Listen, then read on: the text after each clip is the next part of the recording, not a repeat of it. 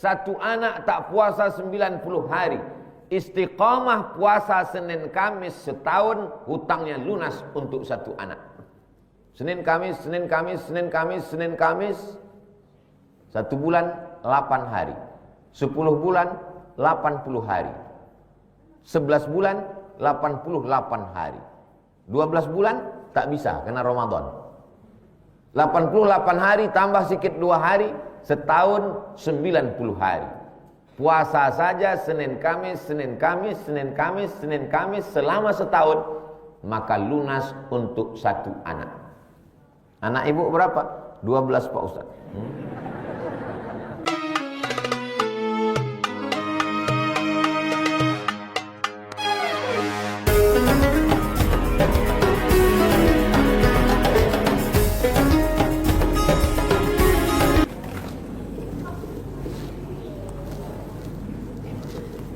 Bismillahirrahmanirrahim. Assalamualaikum warahmatullahi wabarakatuh.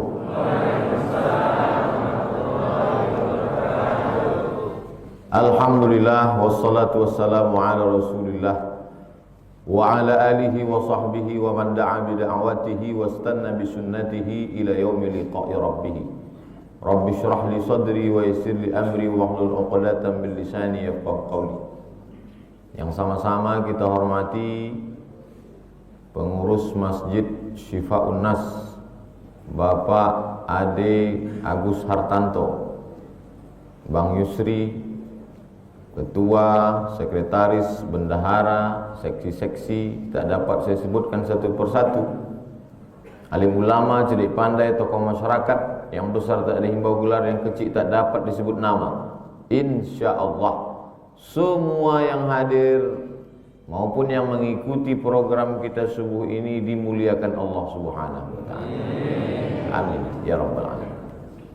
Saya diundang ke Masjid Syifa'un Nas yang katanya masjid ini dalam proses pembangunan supaya Ustadz datang.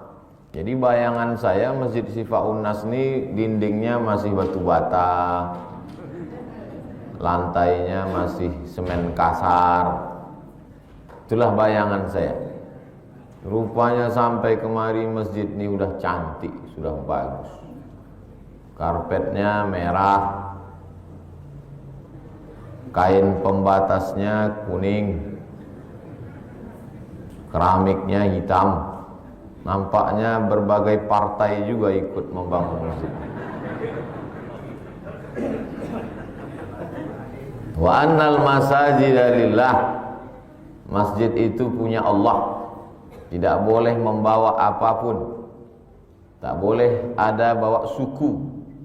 Tak boleh ada bawa simbol. Karena masjid hanya punya Allah Subhanahu wa ta'ala. Sudah masuk ke dalam masjid, maka semuanya balik kepada Allah. Wajjahtu wajhiya lilladzi fataras samawati wal arda hanifan musliman wa ma ana minal musyrikin. Aku tidak mempersekutukan Allah dengan yang lain.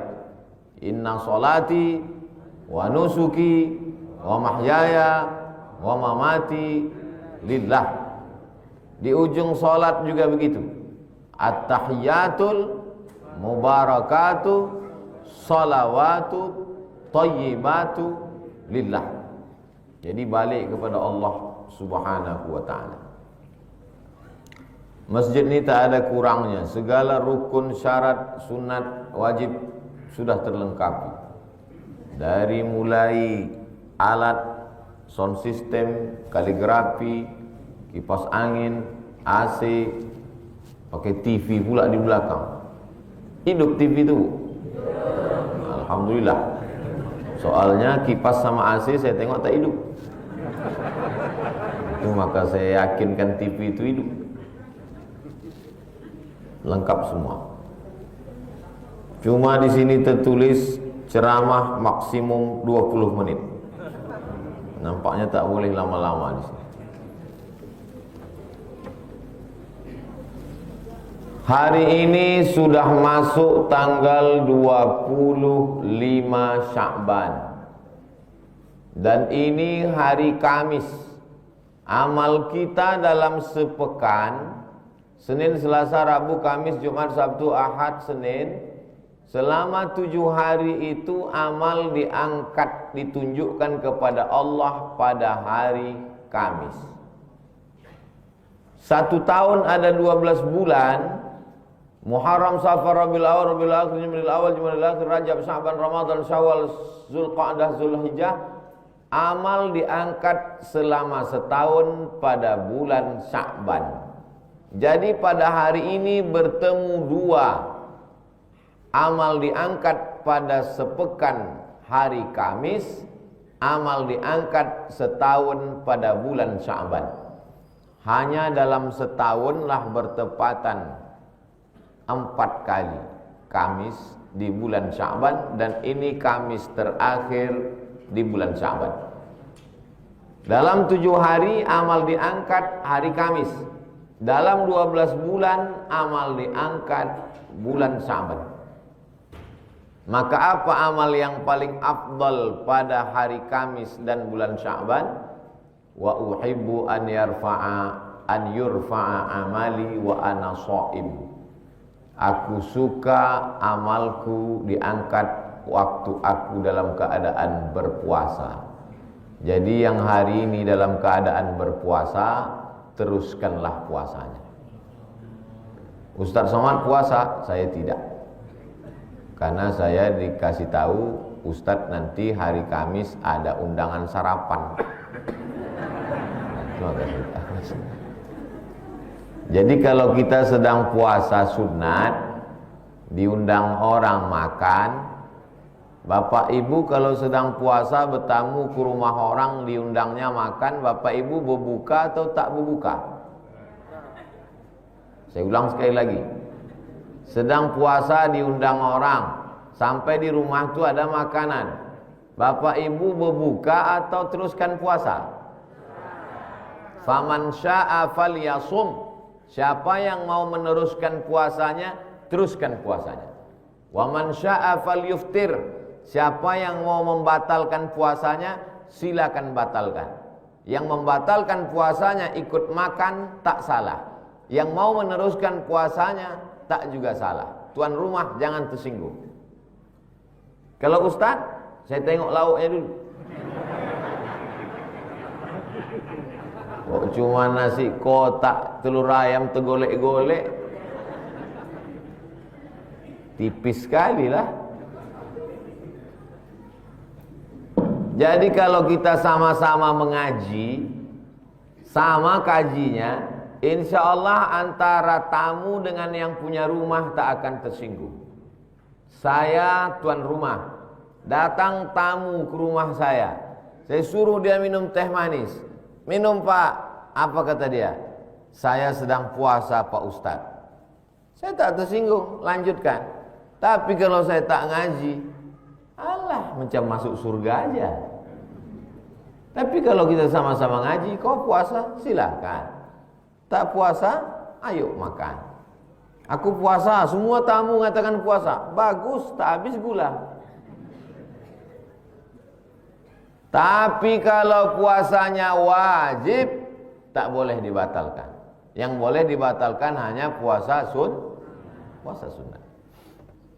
Ada ibu-ibu Ramadan kemarin puasanya tinggal 7 hari. Karena dia beribu maaf, halangan. Memang sudah begitu ditakdirkan anak Adam yang perempuan tak bisa puasa 7 hari. Digantinya hari ini. Tapi niatnya qadha. Nawaitu shauma ghadin. Tadi sebelum azan subuh, aku berniat puasa besok pagi qadhaan, mengganti puasaku yang tinggal tahun lalu. Maka dapat 3. Puasa qadhanya lunas sehari, dapat pahala puasa sunat Kamis, dan dapat pahala puasa sunat Sya'ban. Qadha lunas, pahala puasa Kamis dapat, pahala puasa Sya'ban dapat. Menyesallah kami Pak Ustadz, sesal kemudian tiada gunanya. Kalau gitu besok kami puasa Pak Ustadz, tak boleh puasa hari Jumat tunggal, mesti ditambah dengan hari Sabtu. Yauman qablahu, sehari sebelumnya, Kamis, Jumat. Yauman ba'dahu, atau sehari sesudahnya. Kamis Jumat boleh, Jumat Sabtu boleh, Jumat sendirian tak boleh. Ada aturannya agama ini, bukan seenak kita saja. Main bola aja ada aturannya. Ada outside, ada handball, ada entah apa-apa lagi namanya. Apalagi ibadah.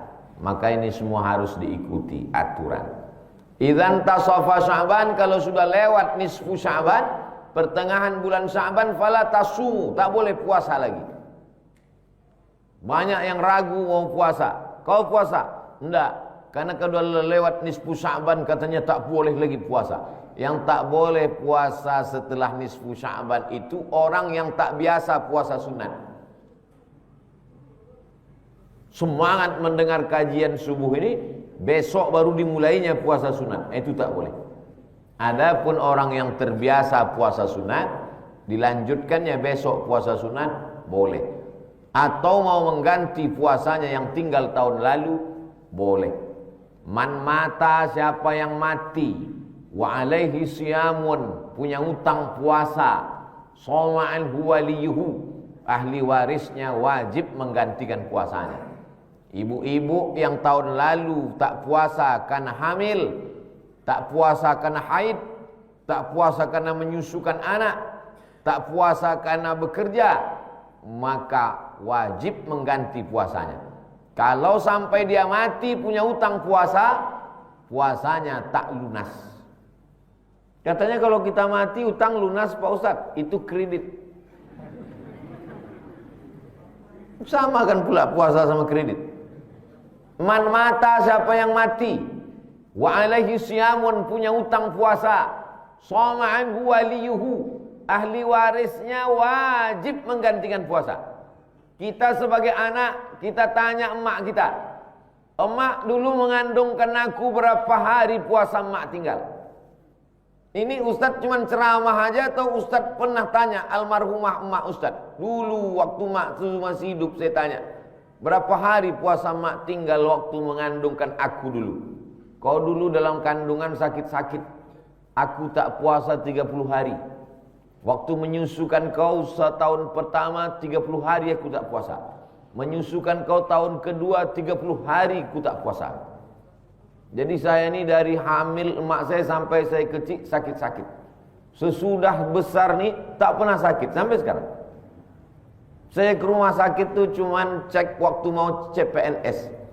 Habis itu tak pernah lagi. Di dunia ini yang tak pernah sakit tuh Fir'aun sama saya.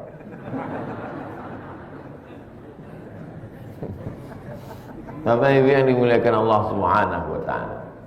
Jadi adalah dokter bertanya ke saya waktu meresmikan rumah sakit di Pekanbaru.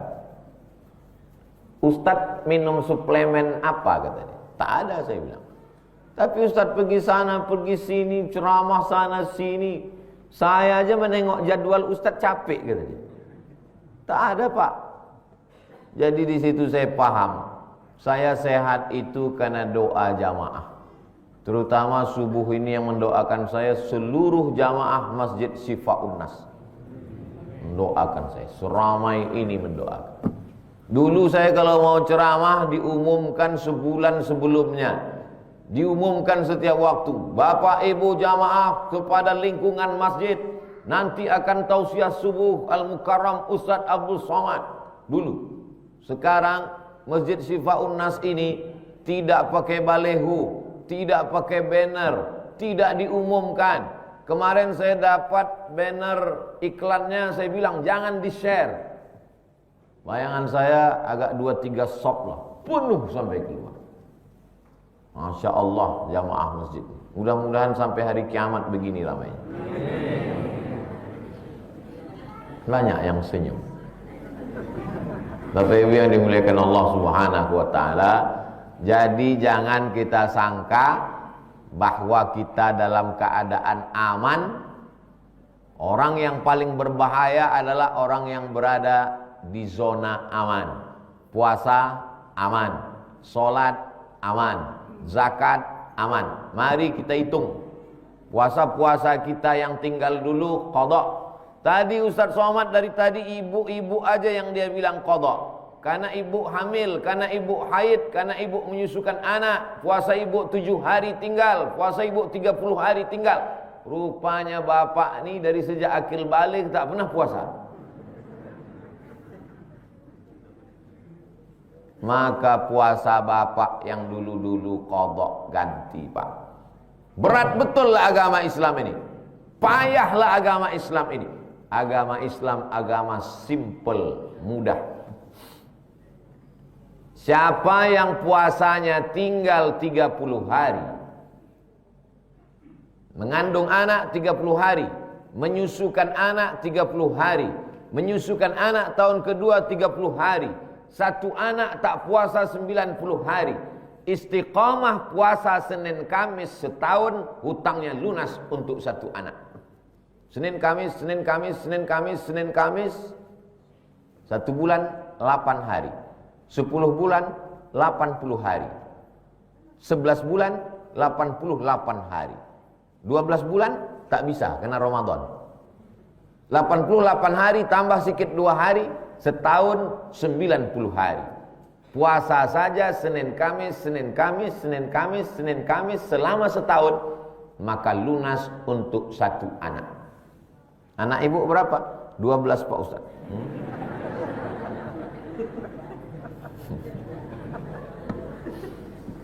Niatnya niat qadha. Nawaitu shauma ghadin qadhaan. Aku berniat puasa besok qadha. Pada hari Senin, pada hari Kamis. Berapa banyak sekarang perempuan menahan makan, menahan minum, menahan cemilan, tak mau makan manis-manisan demi untuk diet. Takut laki dilarikan pelakor.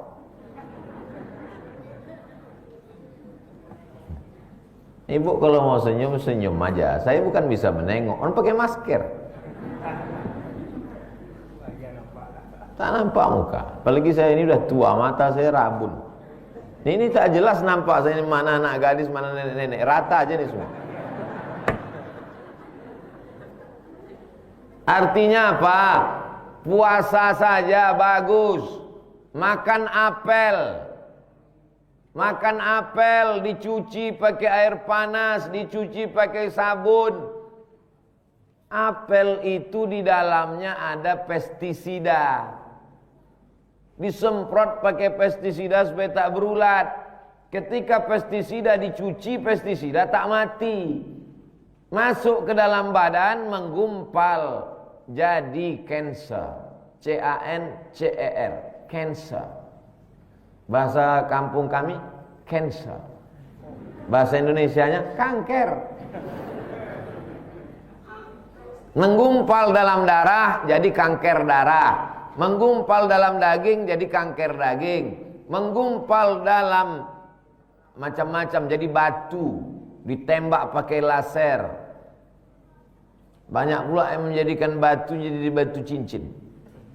Cantik batu cincin bapak nih. Inilah Pak Ustaz. Kemarin batu ginjal nih Pak Ustaz. Mana boleh batu ginjal dibawa sembahyang? Najis. Jadi kita ini dalam beragama ada aturannya. Maka Allah Ta'ala kasih itu bukan untuk memberatkan kita. Puasa ini untuk menyehatkan badan. Orang yang berpuasa itu insya Allah sampah-sampah dalam badannya, lemak-lemak dalam badannya itu terbakar. Banyak orang husnuzon menengok saya. Disengoknya saya kurus, disangkanya saya rajin puasa sunat. Enggak. Saya jarang puasa. Kalau gitu Ustaz nahan-nahan makan. Enggak, makan tak pernah saya tahan. Diundang bupati, gubernur, wali kota, pejabat, DPR, saya bantai aja semua. Tak berat-berat, tak naik-naik. Kalau gitu Ustaz makan sama hantu, entah, Allahu a'lam. Selagi masih mau makan, makanlah. Jangan sampai ditahan-tahan. Tapi kalau sedang ibadah maka bagus. Hanya ada 5 hari lagi. Kamis, Jumat, Sabtu, Ahad, Senin. Hari Senin 29 Sya'ban. 29 Sya'ban, Raja Maroko mengirim beberapa pasukan menuju gurun Sahara. Maroko di atas, di bawah itu negara Mauritania namanya. Perbatasan antara Mauritania dengan Maroko di Afrika Utara ada gurun pasir namanya gurun Sahara. Tak ada pokok kayu. Langit bersih. Dikirimlah pasukan ke sana untuk menengok anak bulan. Kalau petang hari Senin nanti nampak anak bulan, lalu pemerintah mengumumkan hari Selasa puasa. Kalau hari Senin tak nampak anak bulan, maka bulan Sya'ban disempurnakan 30 hari. Simple saja menetapkan puasa. Saudi Arabia pun begitu. Raja Saudi Arabia mengumpulkan tim menengok anak bulan ke gurun Sahara. Kita tak punya gurun. Tak ada tempat kita ini yang langit bersih awan untuk menengok anak bulan.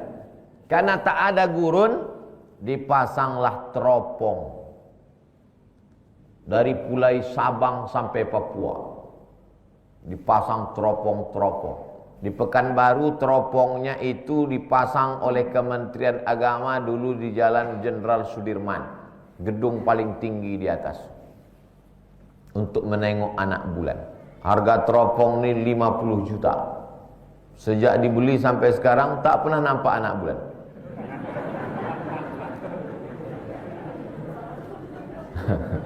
Tapi mereka tetap juga menengok. Karena memang begitu tugas dari Jakarta supaya mengintai anak bulan. Nama anak bulan itu hilal namanya. Kalau bulan itu bulat namanya badar. Kalau bulan itu sabit namanya hilal. Dua-dua sudah jadi nama orang Indonesia. Badarudin sama Hilaludin. Polisi, tentara, PNS, security, satpam yang bernama Hilal nanti memposting fotonya. Akulah yang kalian cari-cari.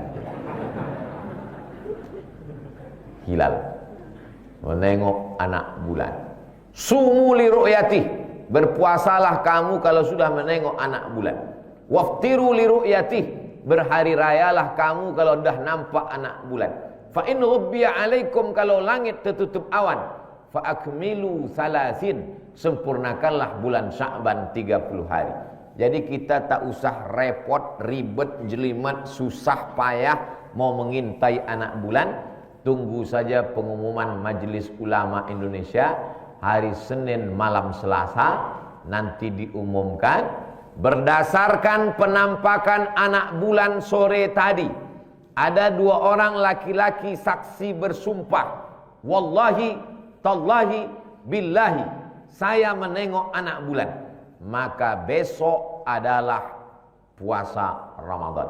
Maka insya Allah hari Selasa nanti puasa. Amin. Sabar aja nunggu. Pengumumannya malam Selasa. Begitu diumumkan malam Selasa, maka hari Senin malam Selasa ba'da Isya itulah tarawih kita yang pertama. Masjid sudah siap, sudah bersih, sudah ready, sudah cantik semuanya. Dulu orang Melayu kalau mau puasa tuh siap-siap bersih-bersih, belimau. Orang di Jawa tak tahu belimau, berjeruk. Limau itu kan jeruk. Kenapa mesti mandi pakai limau? Sekarang barulah kita tahu kenapa mesti mandi pakai limau. Karena limaulah yang bisa menghilangkan lemak-lemak amis bau pada ikan. Ibu kalau mencuci ikan mas, ikan lele pakai limau. Ada yang nyuci pakai deterjen. Tak boleh sebut merek. Itu iklan gratis. Saya ini agar asal saya sebut merek sekali laku dia.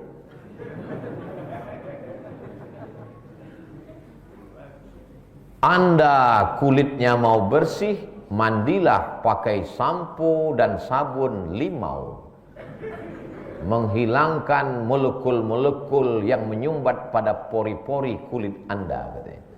Bahasa dia lembut, molekul yang menyumbat padahal daki maksudnya. Daki. Itulah maka nenek moyang orang Melayu sebelum bulan puasa itu mandi belimau, supaya malam sembahyang tarawih itu masjidnya wangi.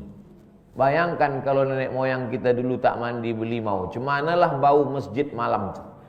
Bau ikan salai. Orang dulu bau. Bukan ada sampo, bukan ada sabun. Maka setelah dia mandi pakai limau, limau segala limau itu dipotong, limau nipis, limau purut, limau segala limau dipotong, diambil pula mayang kelapa sama mayang pinang. Sesudah itu pakai daun apa yang wangi? Pandan wangi. Dimasukkan dalam periuk tanah. Sesudah itu ditanak, dimandikan. Ustaz kok tahu? Begitu mak kami dulu buat waktu kami kecil-kecil. Kami ini orang Melayu tua. Petang-petang Ramadan itu mandi. Cuman waktu kita kecil tak tahu kita apa gunanya. Rupanya tradisi membersih-bersihkan badan, membersihkan rumah, membersihkan masjid dan lingkungan. Supaya apa? Tapi yang paling penting bersih di antara semuanya. Ini banyak orang kadang gigi bersih. Dia senyum matawa yang silau. Ay. Baju bukan main bersih. Mau ke masjid tengok kanan tengok kiri bersih. Tumpah kopi ganti baju baru. Jilbab bersih, telekong bersih, rumah bersih, badan bersih, hati busuk. Bersihkan hati. Tak tahan menengok rumah orang mobil baru. Asal tengok rumah orang demam. Tengok mobil orang naik kolesterol. Itu ciri busuk hati. Tapi jamaah masjid Syifaun Nas ni hatinya bersih semua. Apa buktinya? Buktinya mereka sambut saya dengan senang hati. Padahal sorban saya baru. Senang mereka. Tak ada mereka hasad dengki. Padahal bapak-bapak yang udah tua ni mestinya menengok saya duduk di atas. Alah, kau belum lahir, aku dah sembahyang. Kau pula mau menceramahi aku. Tapi hati mereka senang. Padahal mestinya bapak-bapak, ibu-ibu waktu tadi menengok datang mobil Fortune warna putih. Mobil baru dia. Padahal minjam. Ini minjam itu bukan punya saya. Saya ini kalau ceramah di mana-mana dijemput orang pakai Alphard, pakai Fortune. Sangka orang punya saya, padahal bukan punya saya. Itu perlu saya jelaskan di ceramah ini supaya yang mau naik-naik kolesterolnya tak jadi naik. Padahal ada tadi yang udah naik, menengok. Begitu saya bilang bukan punya saya, turun balik. Alhamdulillah, rupanya bukan punya dia. Nah, ini penting kita sampaikan. Begitu juga ibu. Ibu nanti kalau pergi undangan, masih ada nih yang acara pesta hari Ahad nih nanti. Tiba-tiba kawan di sebelah nih tak mau senyum, muncung aja. Segeralah ibu bilang, ini gelang ini imitasi. Ku beli di pasar bawah. Pasti langsung dia senyum. Iya, kata dia. Tak percaya coba. Asal senyum dia, bilanglah, aku membetulkan rumah kau tengok, itu utang ke bank, bukan cash itu. Cuman memang lakiku lebih ganteng dari laki kau. Di situ sakit. Nah, sesudah diumumkan kita pun tarawih. Kepada seluruh jamaah Syifaun Nas, supaya datang malam ini kita tarawih. Ramailah masjid tarawih. Sallu salatat tarawih rak'ataini rahimakumullah. Kata Bilal, datanglah jamaah Sifaun Nas. Salat aja, jangan pakai Bilal-Bilal. Pakai Bilal ini bid'ah. Kenapa mesti ada Bilal? Karena tak semua jamaah itu menghitung rakaat. Banyak yang tak tahu ini tarawih apa witir. Dia tak ngitung. Akhirnya dia bertanya ke sebelah pas mau usolli, tarawih apa witir? Kata yang sebelah, aku pun tak ingat. Dia pun tak ingat. Tanya sebelah kiri, tarawih apa witir? Sembahyang aja lah. Akhirnya yang tak sabar tuh ibu-ibu, bertanyalah ibu tuh dari balik tirai, Pak Imam, witir apa tarawih? Kata imam, witir 3 rakaat. Kira-kira mana yang cantik nampak? Witir 3 rakaat atau pakai Bilal? Sallu salatal witri salasa raka'atin asabakumullah. Bagus pakai Bilal atau witir 3 rakaat? Baguslah pakai Bilal. Itu guna Bilal tuh, paham? Yang tak paham ini kita kasih paham. Yang gagal paham ini yang susah. Witir 3 rakaat. Kebetulan jamaah itu ada yang polisi tentara. Siap, katanya. Kau pikir kau aja yang bisa begitu, kata dia. Kami ini polisi, kami ini tentara. Tiap hari kami begitu udah mendengar. Kami ini ingin suara yang lembut-lembut. Di kantor kami sudah sering mendengar suara keras. Kami ingin suara yang lembut mengingatkan kami pada Allah. Sallu salatat tarawih rak'ataini asabakumullah. Itu anak-anak muda SMP, SMA, SD itu dilatih jadi Bilal. 30 malam ganti-gantian. 23 rakaat, 11 rakaat. Nanti kau nak rakaat kesekian. Orang tuanya senang. Suara anak siapa tadi yang Bilal merdu? Anak aku lah, katanya. Tapi kau tak pandai. Aku memang bodoh, tapi ku latih anak. Jadi bukan kau ngajar, bukan. Undang guru ke rumah. Anak-anak ini diberdayakan. Ini banyak sholat tarawih anak-anak tak diberdayakan. Bilal di depan, imam di depan, dia cikiki di belakang. Kiki. Jadi anak-anak dilatih jadi Bilal, jadi muazzin.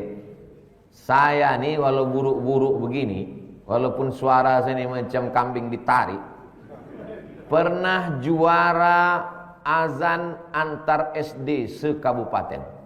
Piagamnya masih ada, saya simpan. Makanya pede kita kalau azan. Asal nampak tak ada muazzin, kita ambil. Allahu Akbar, Allahu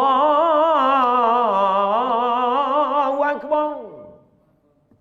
Ada prestasi kita. Anak-anak kita pun begitu. Kasih dia lomba azan. Dalam rangka menyambut nuzul Quran malam 17 Ramadan. Lomba azan, lomba jadi imam, lomba jadi Bilal. Tidak ada yang tak juara. Semua dapat hadiah. Hadiahnya apa? Nasi kotak buka puasa. Buatkan piagam. Piagam penghargaan Masjid Sifaun Nas dalam rangka malam nuzul Quran. Pernah menjadi peserta terbaik antar anak-anak lingkungan masjid. Itu ditempel di dinding, di bingkai. Insya Allah menjadi pendidikan psikologis anak. Andai dia mabuk-mabuk nanti, apa kata istrinya? Bang, malulah bang. Abang kan pernah juara azan dulu. Iya dek ya, berhentilah abang mabuk. Kalau gitu abang mabuk sebulan sekali aja lah.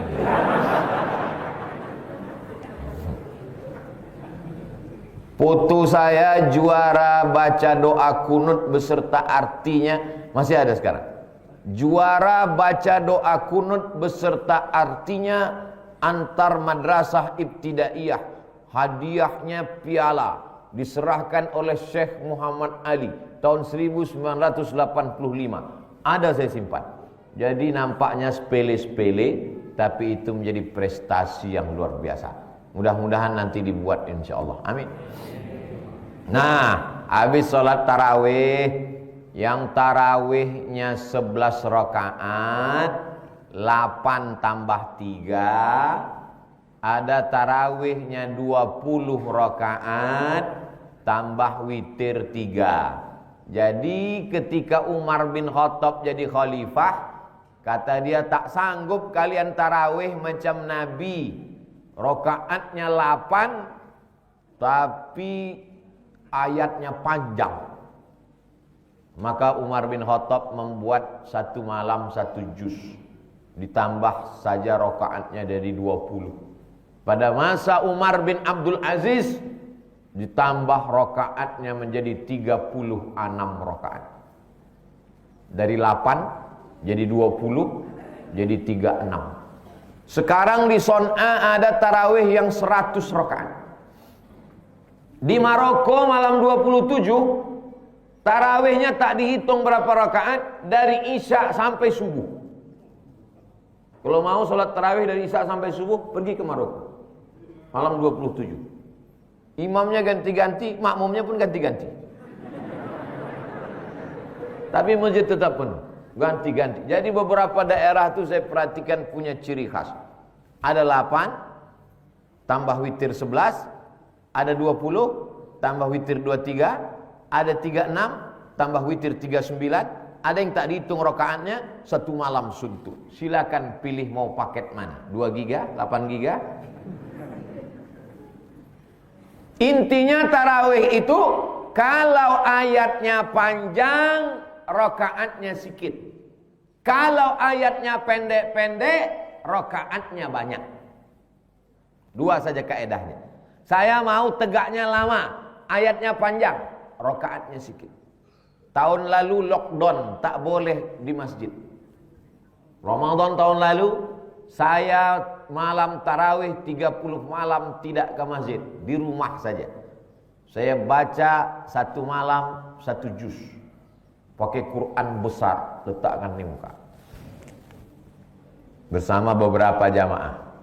1 malam 1 juz, 30 malam 30 juz, 8. Ada namanya Quran mushaf tahajud.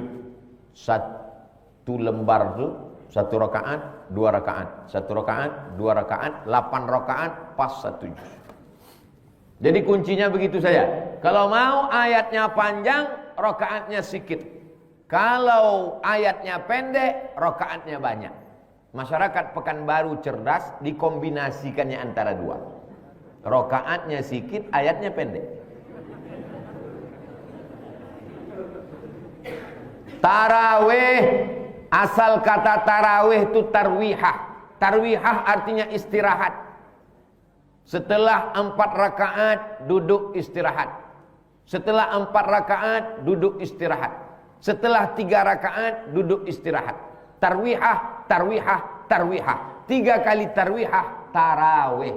Tarawih artinya sholat pakai duduk istirahat. Kenapa pakai istirahat? Karena tegaknya lama, kakinya pegal-pegal, kakinya gemetaran, habis itu dia duduk istirahat. Maka kalau sholat pakai duduk istirahat, namanya sholat tarawih.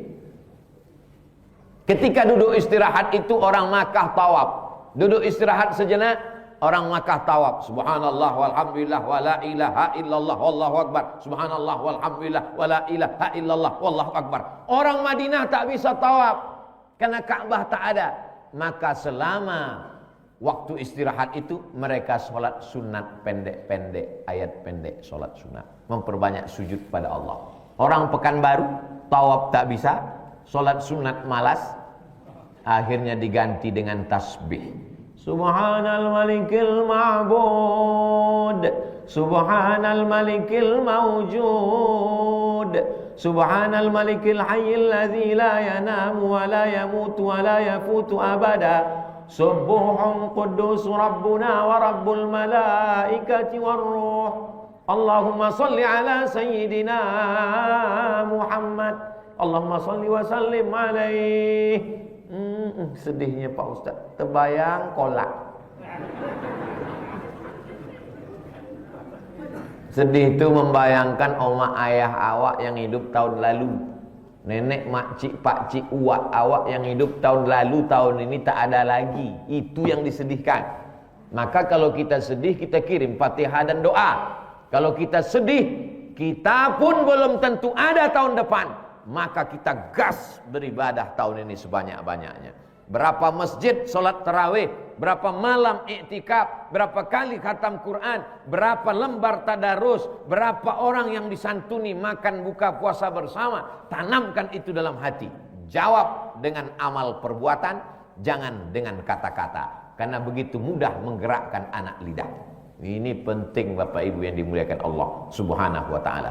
Tanggal 13 hari Selasa buka bersama fakir miskin, anak yatim, duafa, masyarakat umum. Buka bersama Ustadz Abdul Somad di Masjid Al-Ikhlas Palas, Simpang Bingung. Sengaja dibuat acara itu di Simpang Bingung supaya banyak yang bingung mau belok kemana. Ustadz, ya, katanya buka bersama sama Ustadz tanggal 13. Kenapa Ustadz tak ada? Kau di mana? Kami udah sampai ke Duri Ustadz. Terus di sana. Sampai Simpang Bingung, belok kiri lewat kantor camat, terus membangun pesantren di sana, Yayasan Tabung Wakaf Umat. Dibuat buka bersama gratis 30 sore. Karena kami dulu di Mesir 4 kali Ramadan saya di Mesir tak pernah makan buka masak gratis di Mesir. Maka tradisi kami di Mesir dulu kami ingin bawa ke Pekanbaru. Diadakan buka bersama 30 petang. Duitnya dari mana? Dari masyarakat, diiklankan. Anda ingin rezeki berkah, anak-anak sehat walafiat penghafal Quran, kirim ke nomor rekening berikut ini. Anda tak mau bersedekah, tidak apa-apa, tunggu saja musibah datang. Transfer, beli beras, beli makanan, 300 paket sepetang, buka bersama. Kami dulu di Mesir asal udah jam 6 sore, duduklah kami di meja itu. Jam 6 sore duduk pesek-pesek anak Indonesia. Tengok kanan, tengok kiri. Krisis moneter, susah, duit tak ada. Dolar melambung 20.000. Pemerintah Republik Indonesia sudah menyiapkan kapal Hercules untuk menjemput anak-anak Indonesia pulang. Kata orang Mesir, jangan kalian pulang. Selama kami masih hidup di Mesir, tidak boleh ada satu anak Indonesia pun pulang. Berbondong-bondong, berduyun-duyun orang Mesir datang ke kedutaan Republik Indonesia. Saya tanya kepada Bapak Dubes yang dulu menjadi Menteri Luar Negeri. Pak Menteri, selama Bapak jadi duta, di manalah pengalaman Bapak yang paling berkesan? Saya sudah pernah jadi duta di Amerika, di Eropa, di seluruh negara. Yang paling berkesan waktu di Mesir, Ustaz. Kata Pak Dr. Nur Hasan Wirayuda, Menteri Luar Negeri. Kenapa gitu Pak? Waktu Indonesia krisis moneter, anak-anak Indonesia mau dipulangkan, datang seorang anak muda mengirimkan duit. Ini untuk makan anak Indonesia. Lalu saya suruh satu orang intel mengikuti anak muda. Ikuti siapa anak muda ini? Diikuti anak muda ini dari belakang. Ternyata tukang jual buah di tepi jalan. Ketika anak Indonesia mau dipulangkan, datang orang Mesir ke kedutaan Republik Indonesia di Kairo. Saya tak bisa ngasih duit karena saya tak kaya. Tapi anak Indonesia yang mau fotokopi, silakan fotokopi gratis di tempat saya. Begitu cara mereka membantu. Mesir tak kaya macam kita. Kita ini kaya luar biasa. Di bawah minyak bumi, di atas minyak jelantah. Minyak sawit CPU habis diekspor. Yang untuk awak minyak jelantah. Begitulah Mesir yang tak kaya. Kalau Saudi Arabia kaya, minyaknya banyak, jutaan miliaran barrel.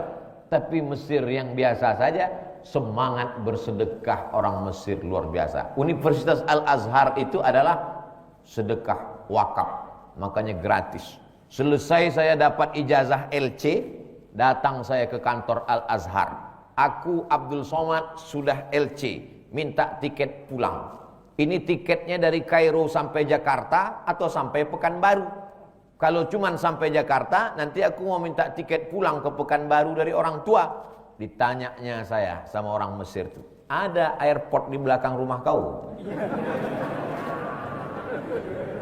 Kalau ada airport di belakang rumah, tiket nih sampai ke belakang rumah.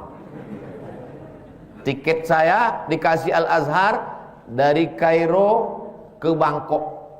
Bulan puasa itu saya pulang tahun 2002, bulan November. Dari Kairo ke Bangkok, karena pesawatnya Egypt Air tak ada di Jakarta. Dari Kairo ke Bangkok, sampai di Bangkok nginap di hotel, ditanggung sama Al-Azhar. Puasa saya waktu itu Ramadan, sekamar sama orang Mesir. Anta shaim Abdul Somad, kau puasa? Ya, saya bilang. Laisa minal birri as-siyamu fis safar. Orang musafir tak baik berpuasa. Apalagi kita ada tiket gratis sarapan pagi gitu. Iyalah gitu lah. Kalau gitu kata kau, kita tak puasa lah. Iyalah. Masuklah kami ke airport Bangkok kan. Masuk airport Bangkok, tengok menu makanan. Dan tunjuk aja touch screen. Tunjuk.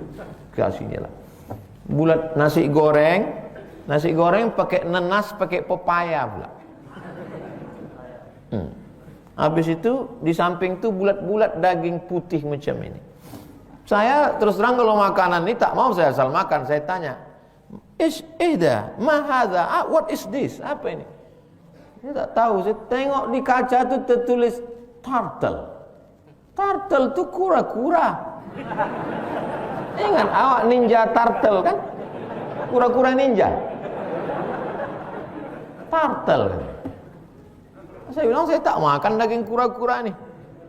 Datang orang Mesir nih, dibuangnya daging kura-kura tuh, dimakannya nasi goreng. Saya tak lewat. Itulah hari berkesan saya, menyesal betul tak puasa gara-gara daging kura-kura nih. Habis itu naik pesawat Thailand. Sampai di pesawat tuh dikasih sosis. Saya tak makan sosis, tak tahu saya sosis ini entah halal entah tidak. Tahun 2003, kemarin saya naik pesawat tahun 2020. 2003 naik pesawat tak ada makanan halal pesawat Thailand. Tapi 2020, 17 tahun berlalu, apa yang terjadi? Pesawat Thailand sudah memberikan makanan Muslim food. Ditengoknya saya, are you Muslim? Ragu dia saya Islam.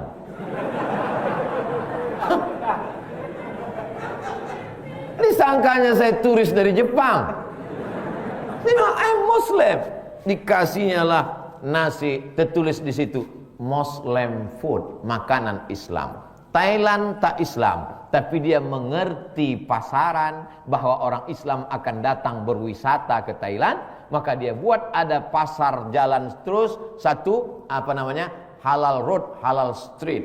Ada namanya makanan Muslim food. Orang Islam maupun tak Islam di Indonesia, kalau kalian mau banyak dapat duit, maka buatlah makanan Muslim food. Lalu kemudian makanan Mesir bersedekah itu menunya tak banyak-banyak. Selama Ramadan itu seingat saya cuman 3 saja menunya. Ayam, daging, ikan. Setiap 3 hari ganti. Ayam, daging, ikan. Ayam, daging, ikan. Tapi di Mesir ayam itu bukan. Ayam di Mesir itu cuman seperempat. Terserah mau sayap, mau kaki, seperempat. Bukan macam kita, hancur ayam tuh. Sampai tak berbentuk ayam lagi. Kita pun ragu entah ayam entah katak. Lain bentuknya.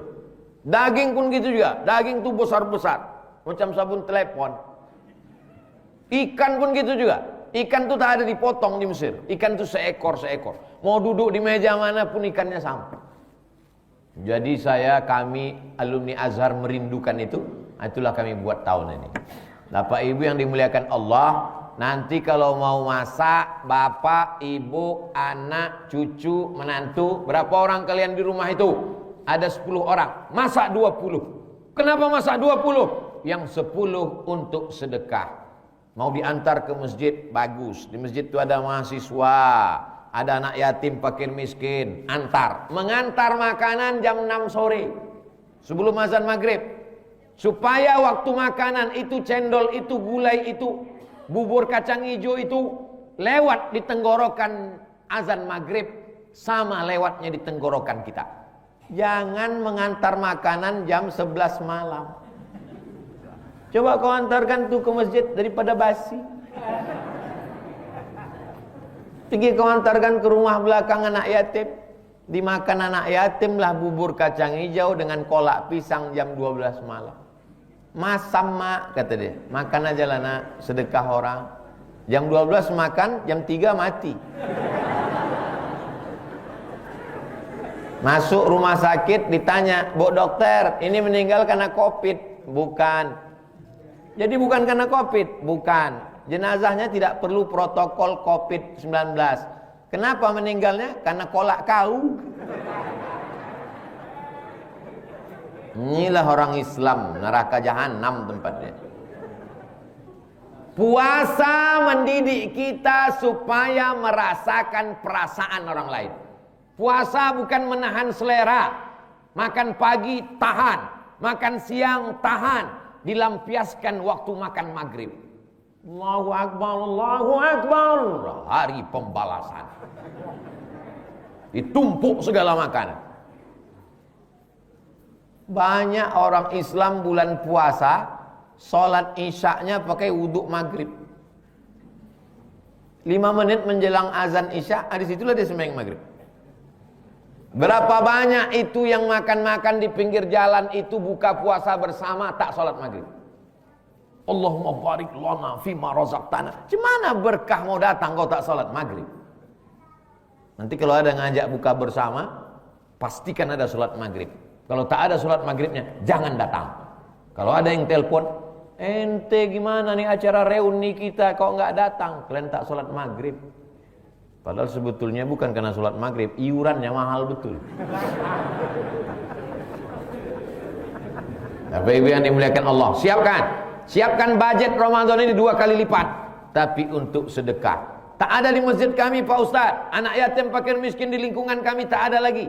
Kirimkan ke Palas, akan kami habiskan di sana nanti. Nah, lalu kemudian 10 terakhir Ramadan itu nanti ada iktikaf. Iktikaf itu sekejapnya iktikaf. Lama sikit dari ruku itu sudah iktikaf.